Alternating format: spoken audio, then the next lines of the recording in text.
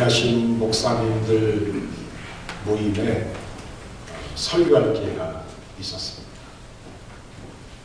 백발이 성성하신 목사님과 사모님들 70세, 80세, 90세 되신 목사님들 앞에서 설교하려고 하니까 참 힘들더라고요. 아버지 같은 분들한테 설교가 끝나고 예배가 끝난 다음에 식사를 나누는데 은퇴하신 목사님이 이런 얘기를 하시는 걸 제가 가슴에 담아두고 있습니다.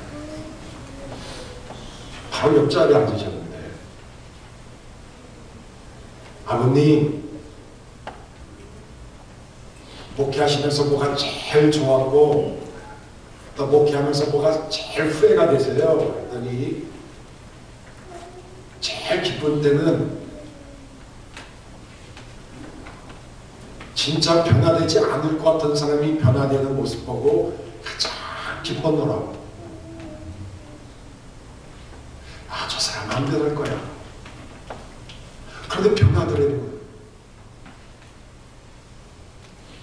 그러면서 가장 기뻤고 가장 후회되는 것은 세 가지가 있는데, 첫 번째는 목회하느라고 아이들하고 영화 한 편도 제대로 못 보고 여행도 못 가고 변변치 않는 시간을 지낸 것이 가장 후회된다고. 목사님은 목회하시면서 바쁘시겠지만 가족과 많은 시간을 가졌으면 좋겠다. 두 번째 후회되는 것은 뭐냐면, 목회를 하다 보니까 건강관리를 너무 안 해서 너무 병들어 있다.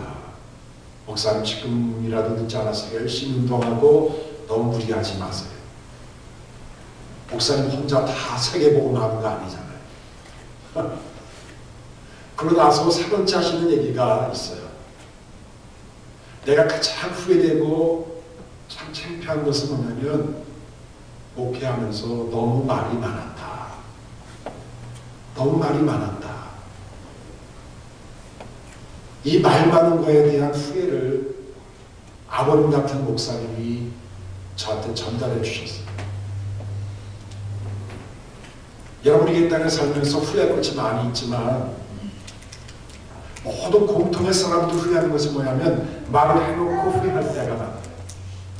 아이고, 이 얘기 하면 안 되는데. 차 타고 오면서 집에 혼자 있으면서 아니면 그 사람과 얘기를 하는 가운데서도 아, 내가 말 실수했네 라고 하는 이 말 때문에 후회할 때가 참 많습니다. 오늘 저는 종료주의를 맞이하면서 예수님의 친분이라고 하는 제목으로 같이 은혜를 나누려고 해요. 여러분, 이사야 53장 1절부터 9절을 한번 읽겠는데요. 구약성경 1032페이지입니다. 이사야 53장 1절부터 9절의 말씀, 우리 한번 같이 읽겠습니다. 시작. 우리의 전한 것을 누가 믿었느냐? 여호와의 발이 네게 나타나느냐? 그는 주 앞에서 자라나기를 연한 순간으로 마른 땅에서 나온 줄기 같아서 곧 모양도 없고 품질도 없은지 우리의 보기에 흠모할 만한 아름다운 것이었도다. 그는 멸시를 받아서 사람에게 실어버림바 되었으며 강군을 많이 겪었으며 질고를 하는 자라. 마치 사람들의 얼굴을 가리우고 보지 않음을 받는 자 같아서 멸시를 당하였고 우리도 그를 귀여기지 아니하였도다. 그는 실로 우리의 질고를 지고 우리의 슬픔을 당하였거늘 우리는 생각하여 그는 징벌을 받아서 하나님에게 맞으며 고난을 당한다였도다. 그가 진 우리의 얼굴을 인하며 그가 상함은 우리의 죄악을 인합니다. 그가 징계를 받음으로 우리가 평화를 누리고 그가 채찍에 맞음으로 우리가 나음을 입었도다. 우리는 다 양 같아서 그릇 행하여 각기 제 길로 갔거늘 여호와께서는 우리의 죄악을 그에게 담당시키셨도다. 그가 곤욕을 당하여 괴로울 때 그 입을 열지 아니하였으며 마치 도수장으로 끌려가는 어린 양과 털 깎는 자 앞에 잠잠한 양같이 그 입을 열지 아니하였도다.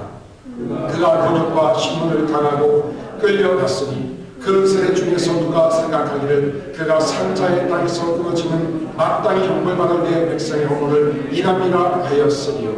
그는 간구를 행치 아니하였고 그 입에 괴사가 없었으나 그 무덤이 아기와 함께 되었으며 그 묘실이 부자와 함께 되었도다. 아멘. 여러분, 오늘 이사야 53장을 읽으면서 장차 오신 메시아 예수 그리스도가 어떠한 고통을 당할 것을 미리 이사야를 통해서 예언을 하셨습니다. 오늘 53장을 쭉 읽게 되면 예수님이 당하신 그 어려움, 고통을 한마디로 얘기한다면 당했던 거예요. 당했다. 여러분이 당했다는 말을 자주 하죠. 소매치기를 당했다. 피해를 당했다. 예수님은 당하셨어요. 오늘 본문을 잘 보면 3절에 보면 멸시를 받았고, 이 멸시를 받았다는 얘기죠. 당했다는 거죠. 또 간고를 많이 겪었고요. 3절에 보면 멸시를 당하였고요. 4절에 보시면 슬픔을 당하였고 징벌을 받았고 고난을 당했다. 계속 당한 얘기예요. 고난당하고 징벌당하고 고통을 당하고 억울함을 당하고 쓰라림을 당하고 징벌을 당하고 고문을 당하고 핍박을 당하고. 그런데 그 당하는 예수님, 그분은 입을 열지 않으셨습니다. 여러분, 우리는 당하면 입이 열려요. 그렇잖아요, 여러분. 억울한 일을 당하면 자기의 정당성을 변호하게 돼 있어요.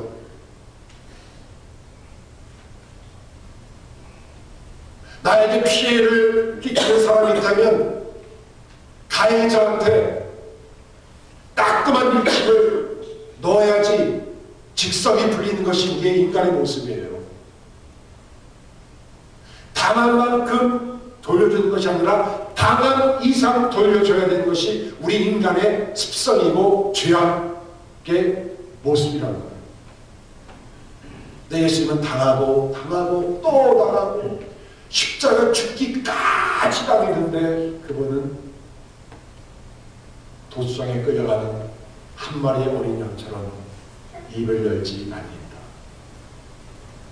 몽골 선교사로 가셨던 어느 선교사님의 글을 읽다 보니까 양을 잡는 얘기가 아주 구체적으로 나와 있더라고요.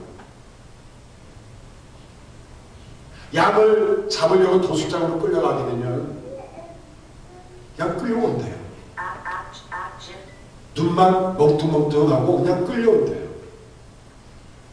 도리어 동네 사냥개만 막 짖는데요. 그래서 도청에 끌고 오면은 도살자가 양을 뒤집어 놓는 됩니다. 뒤집어 놔도 양은 가만히 있는 거예요. 그리고 예리한 칼로 배를 따기 시작합니다. 배를 조금씩 따면은 배 안에 있는 위가 밖으로 튀어나옵니다. 위가 밖으로 튀어나오면서 몸 안에 있는 피가 위에가 부은 얼음처럼 나오기 때문에 피가 나오지 않는 상태에서 배가 따지는 거예요. 다 따게 되면 도수하는 사람이 배가죽과 위 사이로 손을 집어넣은 다음에 양의 목덜미를 붙잡고 숨을 끊어버린대요. 숨을 끊는 순간에도 양은요, 앵앵 정도만 할 정도지 고함을 치거나 발악을 하지 않아요.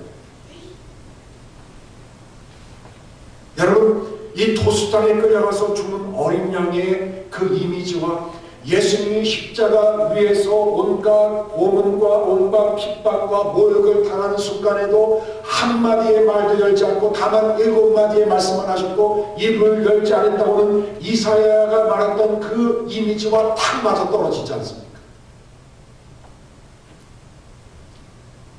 예수님은 이 당하면서까지, 아니 속 시원하게 말이라고 했으면 졸면만 왜 입을 열지 않으셨을까? 저는 이 말씀을 묵상하다가 세 가지의 현명한 조언을 제가 얻게 되었습니다. 첫 번째는 뭐냐면 예수님의 침묵은 희생을 위한 침묵이었다. 여러분, 희생은, 참된 희생은 말이 없습니다. 여러분, 우리 어머니나 아버님이 우리 자식들을 위해서 헌신하셨잖아요. 헌신하시면서 큰 소리 친 걸 저는 거의 들어보지 못했어요. 여러분, 참된 희생은 말이 없습니다. 예수님이 가졌던 희생은요, 진짜 자발적인 참된 희생이었어요. 억지로 마지못해서 끌려가는 희생이 아니라 본인이 자원하는 고난을 그분은 자처하셨어요. 말이 없죠. 억지로 끌려가고 억지로 희생하면 말이 많습니다. 왜 날 시켰냐고, 왜 나만 시키냐고, 좀 빼주면 안 되겠냐고, 이러쿵 저러쿵 우리는 말을 합니다. 또 예수님의 순종은요, 예수님의 희생은 무조건적인 희생이었어요. 조건이 없어요.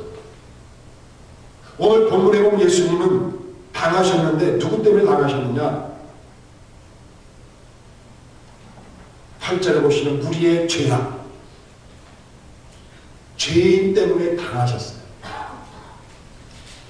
다시 말하면 죄인까지도 주님은 품는 희생을 가졌다는 거예요.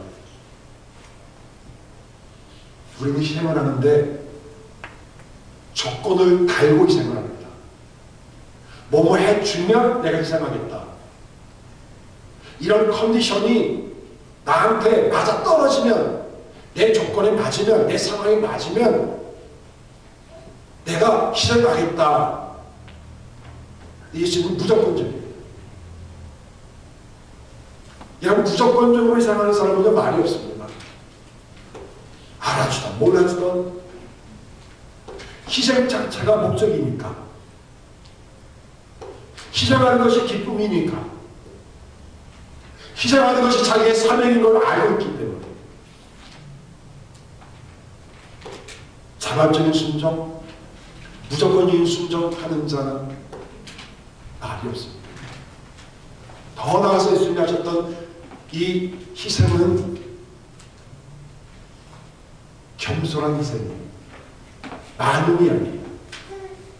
이런 만용하고 희생하고 다르죠. 만용은 자기를 뭔가 나타내려고 하는 겁니다. 그렇죠? 예, 한 꼰대를 보여주는 거예요. 나 힘세지. 별거 아니네. 예수님은 겸손하게 숨을 죽이면서 죄인인 우리를 위해서 하셨던 희생. 그렇기 때문에 그분은 말이 없습니다.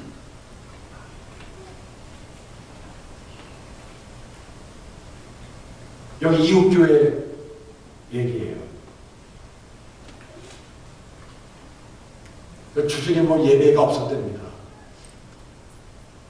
그래서 주중에 예배를 만들자고 예배를 만들었대요. 재직했대요. 그랬더니 주중에 예배를 만들자고 했던 사람 아무도 안 나오더랍니다.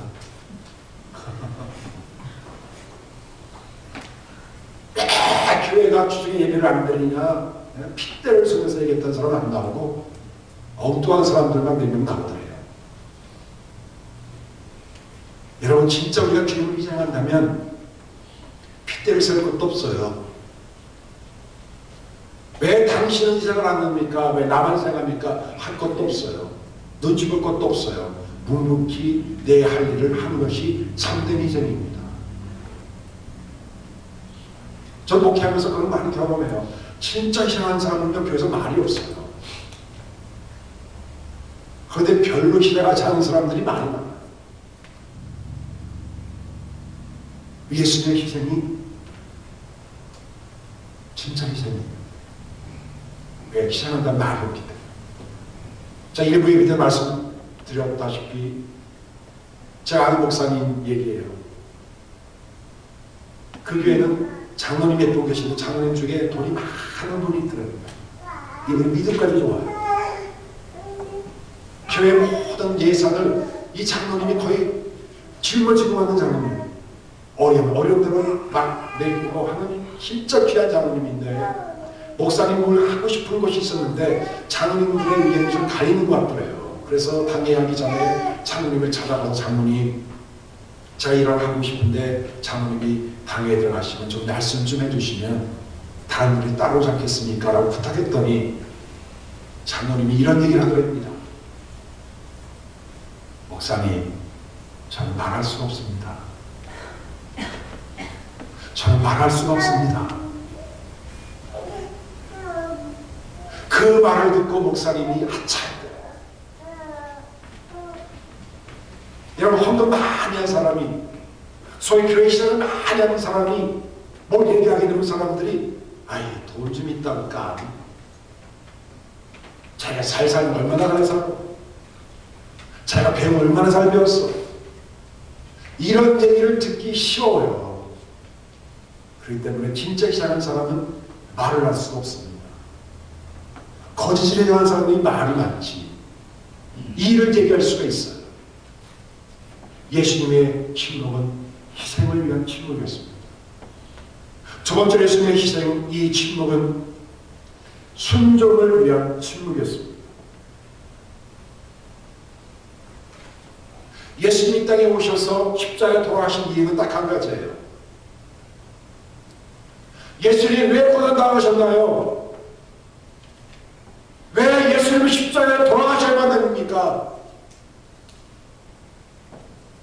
하루 많은 죽음의 그 길이 있는데 왜 그 당시 저주의 상징인 십자가에 처참하게 빨개 벗긴 상태에서 온몸이 난자당한 상태에서 온갖 수치를 당하면서 왜 당신은 죽어야만 됐습니까? 이렇게 물어본다면 예수님이 이렇게 대답하실 거예요. 하나님의 뜻이기 때문에 내가 이 땅에 왔고, 하나님의 뜻이기 때문에 고난을 받았고, 하나님의 뜻이기 때문에 내가 십자가에 죽노라. 다른 게 없는 거죠. 내가 하나님의 뜻대로 왔고, 나의 양식은 하나님의 뜻대로 사는 것이 나 양식이기 때문에 내가 이 땅에 왔고 죽노라. 그분은 하나님의 뜻을 하기 때문에 그 뜻에 순종하고 그 순종하는 것을 주님이 다 받아주신 것을 알기 때문에 그는 사람들 앞에 이렇고 저렇고 얘기할 것이 없었어요. 왜? 주님이 다 평가해 주셨으니까. 하나님이 자기를 향하신 그 뜻이 있었는데 그 뜻이 다 이루었다. 테타레스타이. I finished up everything. 내가 모든 것을 다 이루었다라고 했기 때문에 사람들 앞에 이렇고 저렇고 섭섭하다, 아프다, 너 왜 그러니 할 얘기가 없었어요. 이게 여러분 순종하는 사람이 가지고 있는 참된 용기와 침묵입니다. 히브리서 11장 6절에 보면 믿음이 없이는 하나님을 기쁘시게 하지 못하는데 하나님께 나가는 자는 그가 계신 것과 그를 찾는 자에게 상 주시는 자이심을 믿는다고 했어요. 여러분, 하나님을 믿고 하나님께 순종한다는 것은 뭐냐면 하나님이 나와 함께 계시고 하나님께서 나의 모든 것을 카운트하시고 언젠가는 순종하는 자에게 하나님이 상 주실 자인 것을 믿는 것이 믿음입니다. 믿는다 하면서 우리는 참된 하나님을 안 믿어요. 그 순종이 안 되는 거죠. 여러분, 우리가 참된 순종을 하는 자에게 주시는 예수님의 침묵을 우리가 배우기를 바랍니다. 성지순례 가게 되면 시내산을 먼저 간다고 그러죠. 모세가 율법을 받은 시내산. 새벽 한 2시나 3시에 일어나야지 아침에 먼동이 뜬 걸 볼 수 있답니다. 그래서 올라가는 길에 낙타가 있대, 낙타가. 그러니까 중동 상인들이 낙타를 대화하고 이제 한국 사람들 뭐 체력이 약하니까 데리고 올라갑니다. 그러면 성산 정상 정도에 시내산 교회가 있답니다. 근데 시내산 교회는 문이 닫혀 있고 그 옆에 아랍 상인들이 물건을 파는데 그들의 음성이 들린답니다. 사발면 싸구리, 사발면 싸구리. 그래서 올라간 한국 사람들은 거의 다 시내산 정상에서 사발면 한 그릇 먹고 내려옵니다. 웃기잖아요. 시내산에서의 어떤 음성, 모세가 받았던 율법, 그 율법을 깰 수밖에 없었던 인간의 반역, 불순종이라는 회개 이런 거 없이 한참 올라갔다가 설명동이 털고 보고 간단히 기도하고 싸구리 사발면 한 그릇 먹고 제가 아는 말하고 사발 한 그릇 뿌리는 안 먹고 그랬다고 그래요. 그 하나 먹고 내려오고. 여러분 이게 순종입니까? 이게 하나님을 사랑하는 겁니까? 여러분 우리가 멀리 시내산까지 갈 필요 없어요. 그냥 집에 사발면 하나 드시고 새벽기도 나오는 것이 훨씬 더 경제적이고 영적인 겁니다. 여러분 이거 화요일부터 우리 고단주가 새벽기도 시작하는데 다 나왔어요. 여러분 원하시면 제가 사발면 끓여드릴게요. 진정한 순종은요 침묵으로 이어집니다. 세 번째 예수님의 침묵은 무엇이었을까? 이것은 죄인을 용서하시고 사랑하시는 예수님의 침묵을 얘기합니다. 마태복음, 마가복음, 누가복음, 요한복음 이 사복음서를 보면 예수님이 침묵을 지켰을 때가 결정적인 얘기가 2번이 나와요. 요한복음 8장에 보면 현장에서 가늠하다 잡힌 여인, 사람들이 돌로 치려고 했을 때 예수님은 뭘 하셨죠? 땅바닥에 엎드려서 글을 쓰십니다. 여러분 예루살렘 성전에서 일어나는 일인데 성전은 흙이 없어요. 여러분. 이번에 우리 조병 집사님이 저한테 예루살렘 성전을 3디멘션으로 볼 수 있는 그런 저한테 이메일을 보내주셔서 봤어요. 그렇죠? 여러분 예루살렘 성전 안에는 흙이 아니라 대리석 같은 거로 박석이라는 게 다 깔려 있습니다. 선생님이 쭈그리 앉아가면 여러분 손가락으로 글을 쓸 수가 없어요. 흙이라면 글을 쓸 수 있죠. 그 대리석 같은 딱딱한 박석에다가 글을 쓰면 손이 찢어집니다. 손이 아려요. 저는 이 말씀을 묵상하면서 예수님이 글을 썼다고 하는 것은 글을 썼다는 문자적 의미보다는 죄를 범해서 오돌오돌 떨고 있는 그 여인을 향한 예수님의 아픔이에요. 죄 때문에 공포 속에 질려있는 그 여인을 향한 예수님의 아픈 마음이에요. 또 얼마나 아픔이, 얼마나 불안해, 얼마나 공포에 시달리고 있느니 나도 아파. 근데 난 너를 용서하고 너를 사랑한단다. 죄가 없는 자가 돌로 쳐라. 누가복음 22장 61절에 보면 예수님을 3번씩 부인했던 베드로를 향해서 예수님이 주께서 돌이켜 베드로를 보셨다는 말입니다. Jesus turned and looked at Peter straight. 예수님을 난 모릅니다. 3번을 막 부인하고 끝나서 닭이 꼬꼬대 굽니다. 그 순간에 로마 병정에서 끌려가던 예수님이 베드로를 뒤를 쳐다보고 쭉 쳐다보고, 여러분 그 쳐다보는 것이 째려보는 거죠. 째려보는 거였을까요? 너 두고 보자. 용서와 사랑의 시험일 거예요. 한마디 얘기하지 않으시고 쳐다보신 예수님의 침묵, 이게 용서와 사랑의 침묵입니다. 여러분, 진짜 우리가 누굴 용서하고 누굴 사랑하면요, 말이 필요 없죠. 진짜 용서와 진짜 사랑은 말을 하지 않아도 통합니다.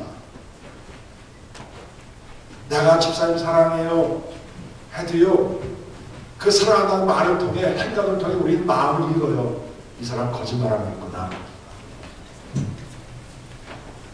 말하지 않고 그냥 눈물만 흘리고 쳐다만 보기만 해도, 아, 저 사람이 나를 용서하고 사랑한다는 걸 알게 돼요.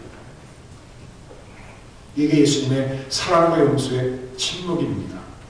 1966년 엔도 슈샤쿠의 침묵이라는 소설이 발표됐습니다. 아주 이 유명한 일본 소설가예요. 엔도 슈샤쿠. 일본이 17세기만 해도 여러분, 기독교를 많이 받아들였어요. 한국보다 더 먼저 기독교를 받아들였다고 해요. 그런데 막부 시대가 되면서 이 기독교라고 하는 이 진리가 이 일본의 정치를 혼돈시킨다고 해갖고는 막부 시대 때 예수 믿는 사람, 특별히 로만 캐톨릭 신도들을 핍박하기 시작합니다. 그 중에 이런 얘기가 있었어요. 이 소설, 침묵이라는 소설을 보면 33년간 선교를 하던 존경받는 신앙인인 크리스토퍼 페레라고 하는 신분이 예수님을 버리고 배교하는 소문이 포르투갈 본부에 들립니다. 충격의 충격이죠. 존경받는 신앙인이 예수님을 버렸다고 하는 그 소식을 듣고 충격을 받아갖고 그의 제자인 세바스찬 로드리고라고 하는 사람과 또 다른 제자들이 일본으로 몰래 잠입을 합니다. 어떻게 됐는지. 그러다 로드리고 신부도 갇혀요. 갇혀서 고문을 당합니다. 고문을 당하는데 마침 그 전에 예수님을 잘 믿었던 농부 두 사람이 잡혀와 있었어요. 신문한 사람이 신부에 이런 얘기를 합니다. 당신이 예수님의 초상화가 있는 초상화를 밟고 지나가게 되면 이 두 사람을 살려줄 것이고, 당신이 밟고 지나가지 않으면 이 두 사람은 죽을 것입니다. 그래서 로드리고는 고민을 해요. 내가 예수님의 초상화를 밟을 것인가? 그래서 저 사람이 죽일 것인가? 아니면 내가 밟고 살릴 것인가? 아니면 안 밟고 저 사람들을 죽일 것인가? 라는 고민을 막 하고 기도하는 가운데에 이런 음성이 들리더랍니다. 밟아라, 로드리고. 성화를 밟아라. 나는 너희들에게 밟히기 위해 존재하고 있다. 밟고 있는 너의 발이 아플 것이니 그 아픔만으로 충분하다. 그래서 로드리고는 이렇게 말합니다. 주님, 당신이 언제나 침묵하고 계신 것을 원망하고 있었는데, 그때 주님이 다시 말씀하시기를, 나는 침묵하고 있었던 것이 아니라 함께 고통을 나누고 있었을 뿐이었다. 그래서 로드리고는 예수님의 초상화를 밟고 그 농부 두 사람을 살렸다고 하는 얘기로 이 소설이 끝나요. 여러분, 예수님의 침묵은 우리의 사랑, 우리 향한 용서에 대한 침묵이에요. 우리가 앞으로 살 때에 예수님의 침묵이라는 침묵 영성을 우리가 본받기를 원해요. 희생을 위한 침묵, 하나님의 뜻에 순종하는 것을 내가 만족하는 침묵, 내 형제 자매를 사랑하고 용서하는 침묵, 예수님의 silence, 예수님의 no comment, 여기서 우리가 배워나가기를 원합니다. 말씀 맺어요. 세상에서 가장 아름다운 향기로운 향수가 어디서 나온지 아세요, 여러분? 네, 프랑스보다는 이 알프스 산맥과 연결되어 있는 발칸 산맥이 있습니다. 네, 불가리아. 그 발칸 산맥에서 나오는 장미에서 추출한 향수가 제일 좋대요. 근데 이 박한사막에 로스트리가 있는데 로스트리에서 향기를 뽑아내는데 그 뽑아내는 시간이 밤 12시부터 새벽 2시 2시간이에요. 가장 어두울 때에, 가장 추울 때에, 가장 많이 바람이 불 때에 나오는 장미의 향기가 가장 좋답니다. 여러분, 우리 성도의 참된 매력과 아름다움은 말을 많이 하고 언변이 좋고 논리 정연하고 자기를 디펜스하고 하는 데 있지 않고 냄새에 있어요. 말이 없지만 향기에 있습니다. 어떤 향기요? 희생의 향기, 순종의 향기, 사랑과 용서의 향기. 말을 하지 않아도 내가 하나님의 대로 산다면 그것이 향기가 됩니다. 내가 말하지 않더라도 순수한 마음으로 자발적으로 내가 희생한다면 그것이 향기가 됩니다. 내가 그 사람을 용서하고 사랑한다면 말하지 않아도 그 향기가 그 사람에게 그대로 전달될 것이에요. 우리 예수님의 침묵을 통해 새로워지는 영성을 발견하는 우리가 되기를 주님으로 축원합니다. 기도합니다. 아버지 하나님, 예수님의 침묵을 배우기